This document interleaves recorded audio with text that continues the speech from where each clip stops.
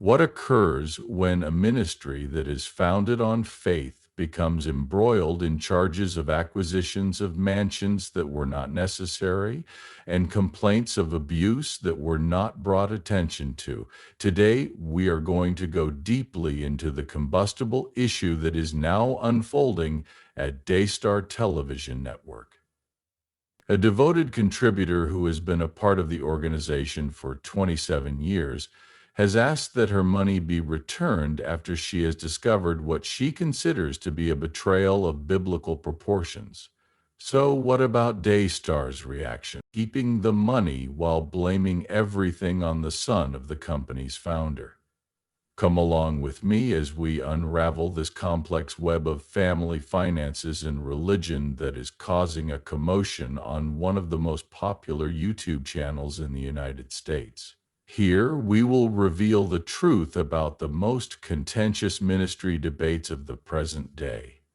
Today, we are going to discuss the most recent shocking turn of events in the ongoing storyline that is becoming known as the Daystar situation. Those of you who have been following this channel are aware that we have been keeping an eye on the ongoing crisis at Daystar Television Network. However, the events that have transpired this week have brought the problem to an altogether new level. A donor who has been a supporter of Daystar for almost 3 decades is now requesting that her money be returned, and the response of the network indicates a great deal about what may be going on behind the scene. All right, let's go down the description. What took place since the year 1997? Bonita Beth Brock, who hails from Sarcoxie, Missouri, has been a devoted donor to Daystar, providing the organization with over 3 decades worth of financial assistance. On the other hand, once recent scandals were brought to light, she made the decision that enough was enough and sent a forceful email to Daystar in which she personally addressed the network. Brock did not hold back his comments. The following is an excerpt from what she wrote. Those funds were given in a godly manner in which they were not used. The funds provided by donors are not yours to use to bribe anyone in order to maintain their quiet. She expressed her concerns over the significant charges that Joni Lamb, the president of the network, had misappropriated contribution money to acquire mansions. What was even more alarming was the fact that she had disregarded the sexual assault that had occurred with her own granddaughter. I want to make it quite clear that these are claims. Nonetheless, what is truly illuminating is the manner in which Daystar chose to respond. Instead of addressing these issues in an open and honest manner, Daystar categorically refuted the charges.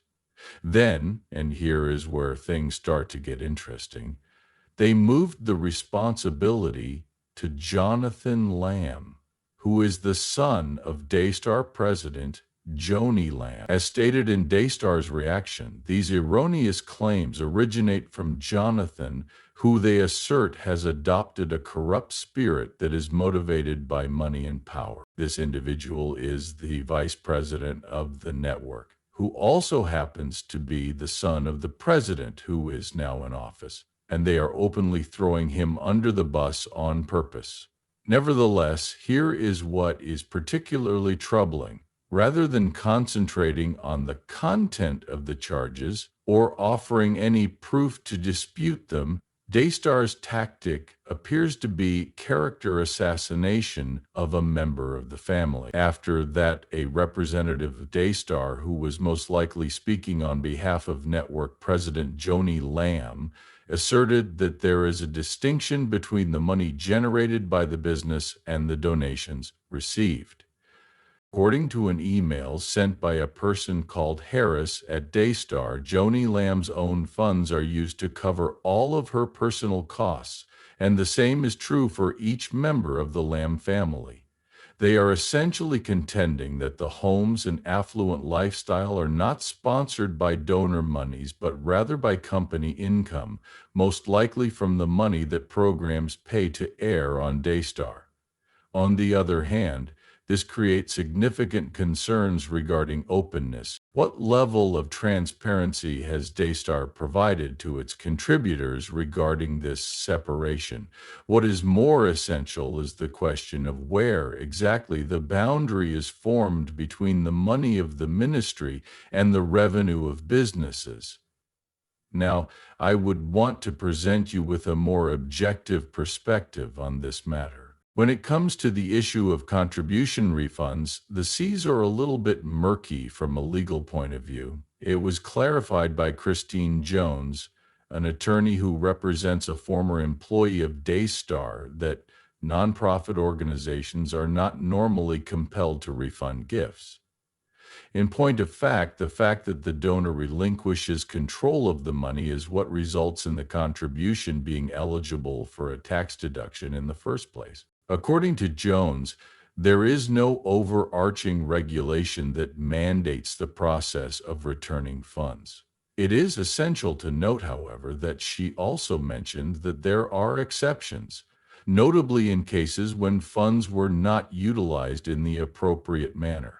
In the event where a donor provided money that was allocated for a certain purpose, but the nonprofit organization did not use the money for that defined purpose, the donor may have valid grounds for requesting a refund. Additionally, donors should seek the advice of legal counsel if there is a suspicion that contributions were stolen or otherwise inappropriately used. But probably the most incendiary component of this whole affair is Daystar's choice to publicly trash Jonathan Lamb in their answer to a donor. This makes the situation much more volatile. In her evaluation of this tactic, Jones did not hold back and referred to it as not just improper, but also potentially defamatory. Diverting attention away from a donor's request for a refund by bad-mouthing Jonathan is not only inappropriate, it's potentially defamatory, Jones stated in his statement. The better part of valor here would be for Daystar to thank the donors for their past generosity and to refund the donations with no questions asked. This gives rise to the question, why is Daystar so adamant about not returning the money that was donated by this individual? If they did so, they would be putting their family connections in jeopardy and maybe exposing themselves to the possibility of being sued for slander. The conflict that we are currently experiencing is more than just a disagreement over money. Rather, it is a disintegration of what was once one of the most widely recognized Christian television families in the United States. Daystar was established by the late Marcus Lamb and his wife Joni. The Lamb's children, including Jonathan, have been an essential part of the ministry's activities for many years. The weight of these claims and counter-allegations appears to be the cause of the disintegration of the familial unit that was previously there.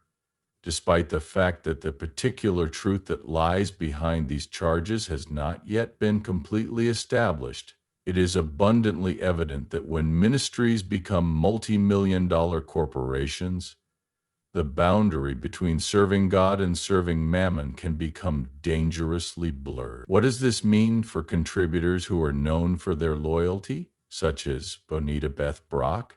For the time being, it seems that her 27 years of financial assistance will not be returned, and her complaints have been disregarded with a diversion tactic that focuses on pointing fingers rather than offering clarity.